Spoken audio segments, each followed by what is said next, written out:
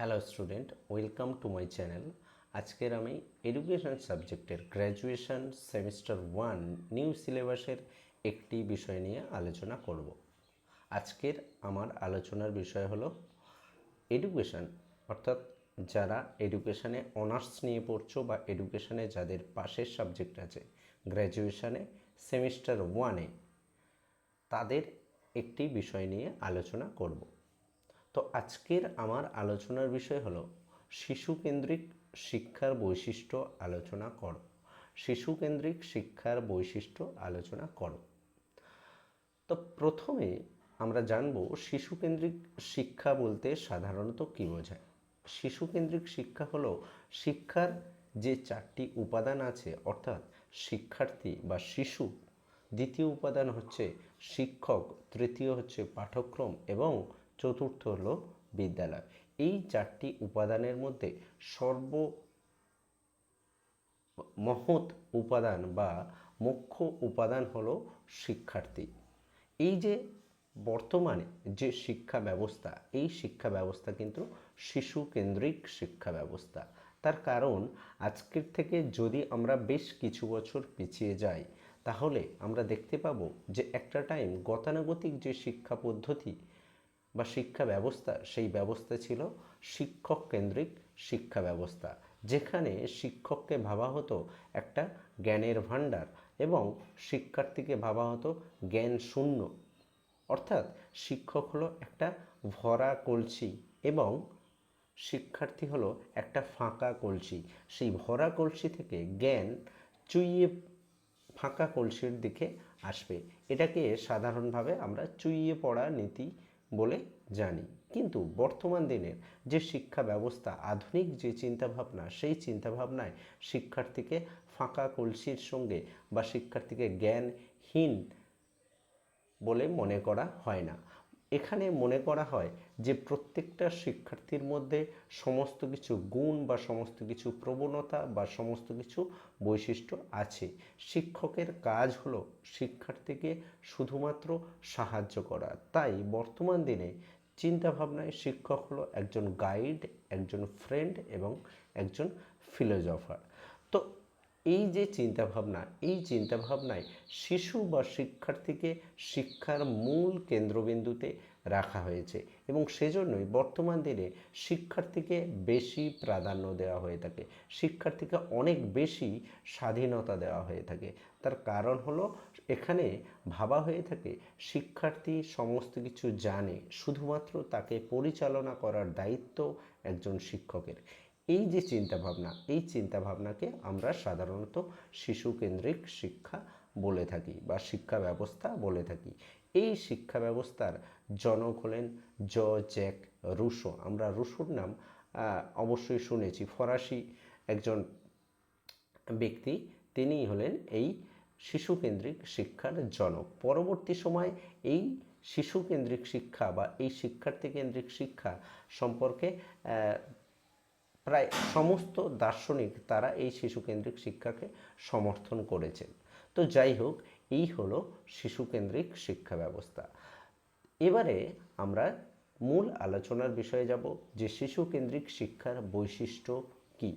এখানে প্রথম বৈশিষ্ট্য বলছে স্বাধীনতা, অর্থাৎ বলছে শিশুকেন্দ্রিক শিক্ষায় প্রতিটি শিশু স্বাধীনভাবে আচরণ করতে পারে, তাদের উপর কোনো বাধা নিষেধ আরোপ করা হয় না। নিষেধ বানানটা ভুল আছে, ওটা মূর্ধন্য ষ হবে। বাধা নিষেধ আরোপ করা হয় না। তো স্বাধীনতা কি বলছি না, এই শিশুকেন্দ্রিক শিক্ষা ব্যবস্থায় প্রতিটা শিক্ষার্থী স্বাধীনভাবে থাকে, অর্থাৎ তাদের চিন্তা করার স্বাধীনতা আছে, তাদের আচরণের স্বাধীনতা আছে, তারা যেভাবে তাদের মস্তিষ্কে যেভাবে যে বিষয়টা গঠিত হয় তারা সেইভাবেই চিন্তা করতে পারে। কিন্তু যদি গতানুগতিক শিক্ষা ব্যবস্থায় আমরা দেখি, তাহলে সেখানে দেখব যে সেখানে শিক্ষার্থীর কোনো স্বাধীনতা ছিল না। শিক্ষক মহাশয় কী করতো না, জোর করে শিক্ষার্থীদের বিভিন্ন আচরণ আয়ত্ত করাতো বা জোর করে বিভিন্ন বিষয়কে আয়ত্ত করানোর চেষ্টা করত। কিন্তু বর্তমান দিনে এই যে শিশুকেন্দ্রিক চিন্তাভাবনা, এই চিন্তাভাবনায় শিক্ষার্থীকে অনেক বেশি স্বাধীনতা দেওয়া হয়ে থাকে। তার কারণ এখানে বলা হয়েছে প্রত্যেকটা শিক্ষার্থীর মধ্যে সমস্ত বৈশিষ্ট্য, সমস্ত গুণ বর্তমান থাকে। তাই এখানে প্রতিটা শিক্ষার্থীকে স্বাধীনভাবে চিন্তা করা, স্বাধীনভাবে ভাবার সুযোগ দেওয়া হয়েছে। প্রত্যেকটা শিক্ষার্থী স্বাধীনভাবে প্রত্যেকের চিন্তাভাবনা, ধ্যান ধারণা, আগ্রহ, অনুভূতি, প্রবণতা, বুদ্ধি অনুযায়ী শিক্ষা অর্জন করবে। তার উপরে কোনো কিছু জোর করা হবে না। এটাই হলো স্বাধীনতার মূল বক্তব্য। তারপর দ্বিতীয়ত কি বলছে, ব্যক্তিকেন্দ্রিক শিক্ষণ পদ্ধতি। ব্যক্তিকেন্দ্রিক শিক্ষণ পদ্ধতি অর্থাৎ ইন্ডিভিজুয়াল ডিফারেন্স। প্রত্যেকটা ব্যক্তি থেকে আলাদা। আমরা গতানুগতিক শিক্ষা ব্যবস্থায় কি দেখেছি না, প্রত্যেকটা শিক্ষার্থী কেমন ছিল না, প্রত্যেকটা শিক্ষার্থীকে একই রীতিনীতিতে একইভাবে সবাইকে পড়ানো হতো। কিন্তু বর্তমানে যে চিন্তাভাবনা, সেই চিন্তাভাবনায় প্রত্যেকটা শিক্ষার্থী যে আলাদা এবং প্রত্যেকের মধ্যে আলাদা প্রবণতা, আলাদা বুদ্ধি, আলাদা আগ্রহ, আলাদা মনোযোগের ক্ষমতা, সাইকোলজিক্যাল প্রত্যেকটা দিক প্রত্যেকের সঙ্গে প্রত্যেকের আলাদা। অর্থাৎ প্রত্যেকের চাহিদাও আলাদা এবং প্রত্যেকের বেড়ে ওঠার যে ধারা সেটাও কিন্তু আলাদা, এবং সেই ধারাকে অনুসরণ করেই কিন্তু শিক্ষা দেওয়া হয়ে থাকে বর্তমান দিনে। তাই এই শিক্ষা ব্যবস্থাকে বলছে ব্যক্তিকেন্দ্রিক শিক্ষণ পদ্ধতি। আমরা যদি দেখি যে বেশ কয়েক বছর আগে যদি পিছিয়ে যাই, তাহলে দেখা যাবে যে প্রত্যেকটা শিক্ষার্থীকে আমরা বিশেষত কি করতাম না, তার মানসিক বিকাশের জন্য পড়াশোনা, অর্থাৎ শুধুমাত্র আমরা বলতাম পড়াশোনা করতে হবে। তার অন্য কোনো দিকে যদি কোনো টেন্ডেন্সি থাকে, হয়তো সেই শিক্ষার্থী সে খেলাধুলা করতে ভালোবাসে, কিন্তু আমরা সেই খেলাধুলার প্রতি মনোযোগ দিতাম না। আমরা কি করতাম, শুধু পড়াশোনা করে যেতে হবে। এবং এর ফলে দেখা যেত যে সেই শিক্ষার্থী ভালো রেজাল্ট করতে পারছে না। হয়তো তার যে খেলার দিকে যে প্রবণতা, সেই দিকে যদি আমরা নিয়ে যেতাম, তাহলে কিন্তু সেই শিক্ষার্থী একটা ভালো জায়গায় প্রতিষ্ঠিত হতে পারত। কিন্তু আমরা সেই দিকে মনোযোগ দিতাম না। অর্থাৎ প্রত্যেকটা শিক্ষার্থীকে আমরা একই ভাবতাম। আমাদের চিন্তাভাবনা ছিল যে সবাইকেই পড়াশোনা করতে হবে, পড়াশোনা ছাড়া আর কোনো কিছু করা যাবে না। এই যে চিন্তাভাবনা, অর্থাৎ প্রত্যেকটা শিক্ষার্থীকে একই রকম ভাবা। বা আমরা অনেক সময় ভাবতাম শিক্ষার্থীদের বা আমরা পিতামাতারা কি করে থাকি না, ছেলে মেয়েদের বলে থাকি যে ও যদি পারে তুই কেন পারবি না। অর্থাৎ ওই ছেলেটা, অর্থাৎ পাশের বাড়ির ছেলে বা পাশের বাড়ির মেয়ে যদি কোনো বিষয় পারদর্শী হয়, তখন আমরা কি করি, নিজেদের ছেলে মেয়েদের বলি যে তুই কেন পারবি না। তার কারণ হচ্ছে আমাদের চিন্তাভাবনা ব্যক্তিকেন্দ্রিক ছিল না। আমরা ভাবতাম যে সবাই একই। কিন্তু বর্তমান দিনের যে শিক্ষা ব্যবস্থা, সেই শিক্ষা ব্যবস্থায় বলা হচ্ছে যে প্রত্যেকটা শিক্ষার্থী আলাদা, প্রত্যেকের মনোযোগ, প্রত্যেকের প্রবণতা, প্রত্যেকের আগ্রহ আলাদা। অর্থাৎ সবাইকে আমরা একইভাবে শিক্ষা দিতে পারি না। তাই এই শিক্ষা ব্যবস্থা ব্যক্তিকেন্দ্রিক শিক্ষণ পদ্ধতি অনুসরণ করে থাকে। তারপর তৃতীয় যে বৈশিষ্ট্য, সেটা হচ্ছে কর্মভিত্তিক শিক্ষা। অর্থাৎ কর্মভিত্তিক শিক্ষায় কি বলছে, এই শিক্ষা শিশু প্রত্যক্ষ কর্ম ও সক্রিয়তার উপর ভিত্তি করে শিক্ষা অর্জন করে থাকে। অর্থাৎ বর্তমান দিনের যে শিক্ষা ব্যবস্থা, সেটা অনেক বেশি বাস্তবসম্মত করে তোলা হচ্ছে, কর্মভিত্তিক করে তোলা হচ্ছে। তার কারণ পরবর্তী জীবনে প্রত্যেকটা শিক্ষার্থী একটা কর্মক্ষেত্রে প্রবেশ করবে, আর সেই কর্মক্ষেত্রে প্রবেশ করতে গিয়ে তার যে জ্ঞানের প্রয়োজন হবে, সেই জ্ঞান যেন সে পড়াশোনার মাধ্যমে অর্জন করতে পারে, এবং সেই অর্জন করার ফলে পরবর্তী জীবনে সে তার কর্মকে বেছে নিতে পারে। আর সেই জন্য বর্তমান দিনের যে শিক্ষা ব্যবস্থা, সেই শিক্ষা ব্যবস্থাকে অনেক বেশি সক্রিয়, অর্থাৎ শিক্ষার্থী যাতে সক্রিয়ভাবে কর্মের মাধ্যমে, এখন বর্তমানে যে বিভিন্ন প্রজেক্ট করতে দেওয়া হচ্ছে, এই প্রজেক্টটা দেওয়ার মূল উদ্দেশ্য হচ্ছে শিক্ষার্থীকে কর্মকেন্দ্রিক করে তোলা। অর্থাৎ বাস্তবিক যে জ্ঞান, সেই জ্ঞান যাতে শিক্ষার্থী অর্জন করতে পারে, পরবর্তী সময়ে এই জ্ঞানকে কাজে লাগিয়ে সে যেন তার কর্ম বেছে নিতে পারে। তো সেই জন্য বর্তমান দিনের যে শিক্ষা ব্যবস্থা, সেই শিক্ষা ব্যবস্থা অনেক বেশি কর্মভিত্তিক করার চেষ্টা করা হচ্ছে, বা এই শিক্ষা ব্যবস্থা হচ্ছে একটা কর্মভিত্তিক শিক্ষা ব্যবস্থা। তারপর পরের পয়েন্ট বলছে মনোবৈজ্ঞানিক দৃষ্টিভঙ্গি। আধুনিক যে চিন্তাভাবনা, শিক্ষাক্ষেত্রে যা কিছু পরিবর্তন, সমস্ত কিছু কিন্তু এই মনোবৈজ্ঞানিক দৃষ্টিভঙ্গির উপরে ভিত্তি করে। আজকের দিনে এই যে শিশুকেন্দ্রিক শিক্ষা ব্যবস্থা, এই শিক্ষা ব্যবস্থা কিন্তু মনোবিজ্ঞানের উপরে ভিত্তি করে। আমাদেরকে মনে রাখতে হবে যে শিক্ষার যে তাত্ত্বিক দিক, সেই তাত্ত্বিক দিক রচনা করে থাকে দর্শন, এবং তার যে পদ্ধতি, অর্থাৎ সেই তত্ত্ব কিভাবে শিক্ষার্থীদের মধ্যে আয়ত্ত করাতে হবে সেই বিষয় সম্পর্কে, বা শিক্ষার্থীদের মধ্যে কিভাবে আয়ত্ত করালে অনেক বেশি ফলপ্রসূ হবে সেই বিষয় সম্পর্কে ধ্যান ধারণা দিয়ে থাকে, বা সেই পদ্ধতিগুলো সম্পর্কে ধারণা দিয়ে থাকে মনোবিজ্ঞান। তো সেই জন্য বর্তমান দিনে যে সমস্ত শিক্ষণ পদ্ধতি, এই যে প্রজেক্ট পদ্ধতি, তারপর হচ্ছে ডেমনস্ট্রেশন পদ্ধতি, বর্তমান দিনের শিক্ষাক্ষেত্রে যে সমস্ত পদ্ধতি অ্যাপ্লাই করা হয়ে থাকে তার সমস্ত কিছুই হচ্ছে মনোবৈজ্ঞানিক পদ্ধতি। এবং বর্তমান দিনের যে চিন্তাভাবনা, সেই চিন্তাভাবনা কিন্তু মনোবৈজ্ঞানিক চিন্তাভাবনা। অর্থাৎ শিক্ষার্থীর মনকে আগে জানতে হবে, সে কি চায়, তার কি আগ্রহ আছে, তার কি টেন্ডেন্সি আছে, এইটা জেনে তারপরে শিক্ষার্থীকে শিক্ষা দিতে হবে। এই যে চিন্তাভাবনা, এই চিন্তাভাবনা হলো মনোবৈজ্ঞানিক দৃষ্টিভঙ্গির উপরে প্রতিষ্ঠিত। তারপর 5 নম্বর বৈশিষ্ট্য পারস্পরিক সম্পর্ক। অর্থাৎ এখানে শিক্ষক এবং শিক্ষার্থীর সম্পর্ক অতি মধুর। যদি আমরা গতানুগতিক পদ্ধতিতে যাই তাহলে দেখা যেত যে শিক্ষক কী করতো, শিক্ষার্থীদের প্রচণ্ড মারধর করত। সেখানে শিক্ষার্থীদেরকে জোর করা হতো বিভিন্ন বিষয়ে, ফলে সম্পর্ক খুব একটা ভালো ছিল না শিক্ষক এবং শিক্ষার্থীর। কিন্তু বর্তমান দিনে শিক্ষা ব্যবস্থায় শিক্ষক হলো একজন শিক্ষার্থীর বন্ধু, এবং তাদের মধ্যে যে পারস্পরিক সম্পর্ক, সেই সম্পর্ক কিন্তু অতি মধুর।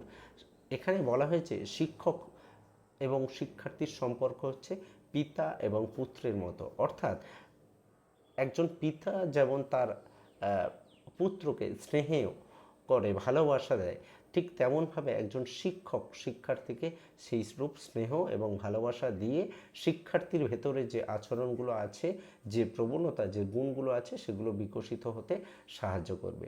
শিক্ষক হচ্ছে তার একজন পথপ্রদর্শক, তিনি হচ্ছেন একজন দার্শনিক, এবং তিনি হচ্ছেন একজন শিক্ষার্থীর বন্ধু।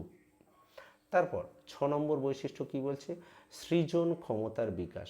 এখানে এই বর্তমান দিনের যে শিক্ষা ব্যবস্থা, এই শিক্ষা ব্যবস্থায় শিক্ষার্থীর সৃজন ক্ষমতার উপরে বেশি গুরুত্ব দেওয়া হয়ে থাকে। অর্থাৎ প্রত্যেকটা শিক্ষার্থীর মধ্যে কি ক্ষমতা আছে, সেই ক্ষমতার উপরে সবথেকে বেশি জোর দেওয়া হয়ে থাকে।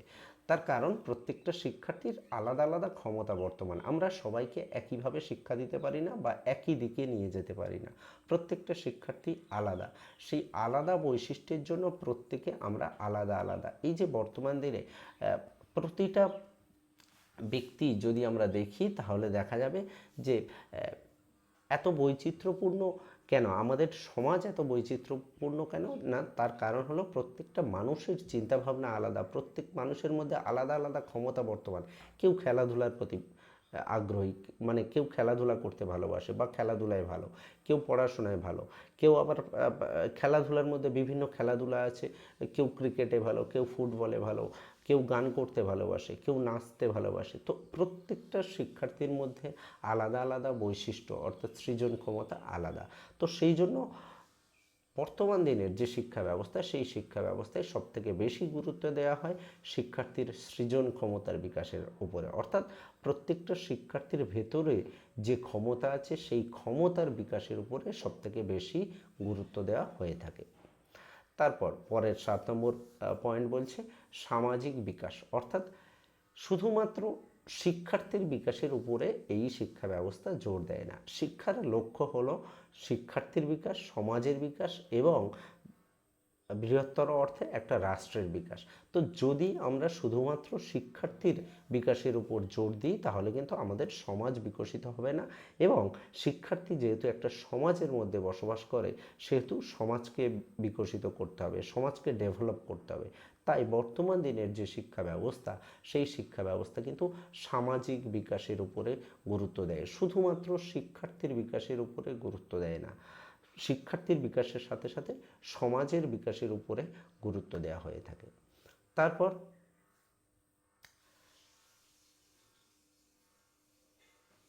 তারপর ছাত্র শাসনতন্ত্র, অর্থাৎ বর্তমান দিনে আমরা যদি এটা বিশেষত দেখে থাকি কলেজ স্তরে কী হয়ে থাকে না, ছাত্র শাসনতন্ত্র, অর্থাৎ ছাত্ররা নিজেরাই নিজেদেরকে শাসন করে থাকে। যে আমরা কলেজে বিভিন্ন পার্টি দেখতে পাই, ছাত্রদের দ্বারা গঠিত বিভিন্ন পার্টি, সেই পার্টির মূল উদ্দেশ্য হচ্ছে ছাত্ররা নিজেরাই নিজেদেরকে শাসন করবে, নিজেরা কিভাবে কলেজ পরিচালনা হচ্ছে সেই পরিচালনায় নিজেরা অংশগ্রহণ করবে। ঠিক তেমনভাবে প্রতিটা স্কুলে শিক্ষার্থীদের মধ্যে এই যে ছাত্র শাসনতন্ত্র, অর্থাৎ ছাত্ররা নিজেরা নিজেদেরকে শাসন করবে, এই রকম আত্মশৃঙ্খলার উপরে জোর দেওয়া হয়ে থাকে। অর্থাৎ ডিসিপ্লিন যদি আমরা বাইরে থেকে প্রয়োগ করে থাকি, কোনো শিক্ষার্থীকে জোর করে ডিসিপ্লিন করতে চেষ্টা করি, তাহলে কিন্তু সেই ডিসিপ্লিন তেমনভাবে ফলপ্রসূ হবে না। তার মধ্যে ভয় থেকে ডিসিপ্লিন তৈরি হবে। কিন্তু যদি সে নিজে থেকে ডিসিপ্লিন হয়, সে নিজে থেকে শৃঙ্খলিত হয়, তাহলে কিন্তু সেই শিক্ষার্থী অনেক বেশি সাফল্য পাবে, বা সেই শিক্ষার্থীর মধ্যে যে দৃষ্টিভঙ্গি, ডিসিপ্লিন সম্পর্কে যে দৃষ্টিভঙ্গি, সেই দৃষ্টিভঙ্গি কিন্তু অনেক ভালো হবে। তো সেই জন্য বর্তমান দিনের যে শিক্ষা ব্যবস্থা, সেই শিক্ষা ব্যবস্থায় ছাত্রদের আত্মশৃঙ্খলা প্রতি জোর দেওয়া হয়ে থাকে, যেটাকে আমরা বলছি ছাত্র শাসনতন্ত্র। অর্থাৎ ছাত্ররা নিজেরাই নিজেদেরকে শাসন করবে এবং প্রতিটা স্কুল কলেজের যে ডিসিপ্লিন তারা নিজেরাই মেনটেন করবে, এবং তার মাধ্যমে স্কুলের বা কলেজের যে ডিসিপ্লিন, সেই ডিসিপ্লিন বজায় রাখবে। তারপর শেষ পয়েন্ট বলছে সর্বাঙ্গীন বিকাশ সাধন। আমরা একটু আগেই কি বললাম, যে আগেকার দিনের যে শিক্ষা ব্যবস্থা, অর্থাৎ গতানুগতিক পদ্ধতির যে শিক্ষা ব্যবস্থা, সেই শিক্ষা ব্যবস্থায় বিশেষত শিক্ষার্থীদের মেন্টাল ডেভেলপমেন্টের উপরে সবথেকে বেশি গুরুত্ব দেওয়া হতো। তো কিন্তু বর্তমান দিনে যে শিক্ষা ব্যবস্থা, সেই শিক্ষা ব্যবস্থায় কিন্তু শিক্ষার্থীর সর্বাঙ্গীন, অর্থাৎ শিক্ষার্থীর দৈহিক, তার মানসিক, তার প্রাক্ষবিক, সামাজিক, নৈতিক, আধ্যাত্মিক, এই সমস্ত দিকের ডেভেলপমেন্টের উপরে গুরুত্ব দেওয়া হয়ে থাকে। তাই এটাকে বলা হচ্ছে সর্বাঙ্গীন বিকাশ সাধন, অর্থাৎ সমস্ত দিকের ওভারঅল ডেভেলপমেন্টের কথা বলা হয়েছে। বর্তমান দিনের শিক্ষা ব্যবস্থায় যদি আমরা কারিকুলাম কে দেখি, তাহলে দেখা যাবে যে কো কারিকুলাম অ্যাক্টিভিটিস, যেটা আগেকার দিনে একটা অ্যাডিশনাল সাবজেক্ট বলে ধরে নেওয়া হতো, কিন্তু এখন সেটাকে আর অ্যাডিশনাল বলা হয় না, বলা হয় যে কো কারিকুলাম অ্যাক্টিভিটিস, অর্থাৎ যে শরীরচর্চা, বিভিন্ন সোশ্যাল ওয়ার্ক, সেই সমস্ত কাজগুলোকে আমরা অ্যাডিশনাল অ্যাক্টিভিটি বলা হতো, কিন্তু বর্তমান দিনে সেটাকে কো কারিকুলাম অ্যাক্টিভিটিস বলা হচ্ছে। তার কারণ কি না, যাতে কারিকুলামের সাথে তাল মিলিয়ে এই সমস্ত বিষয়গুলো চলতে পারে। তার কারণ হচ্ছে একটা শিক্ষার্থীর বিকাশের ক্ষেত্রে সমস্ত দিকের বিকাশ হচ্ছে গুরুত্বপূর্ণ। শুধুমাত্র আমরা তার মেন্টাল ডেভেলপমেন্ট, অর্থাৎ ক্লাসরুমে যে মানসিক বিকাশের যে সমস্ত বিষয়, পুঁথি নির্ভর বিষয় শেখানো হয়, সেই সমস্ত বিষয়ের উপরে সবথেকে বেশি গুরুত্ব না দিয়ে যদি আমরা সর্বাঙ্গীন বিকাশের প্রতি গুরুত্ব দিই, তাহলে কিন্তু একটা শিক্ষার্থী সবথেকে বেশি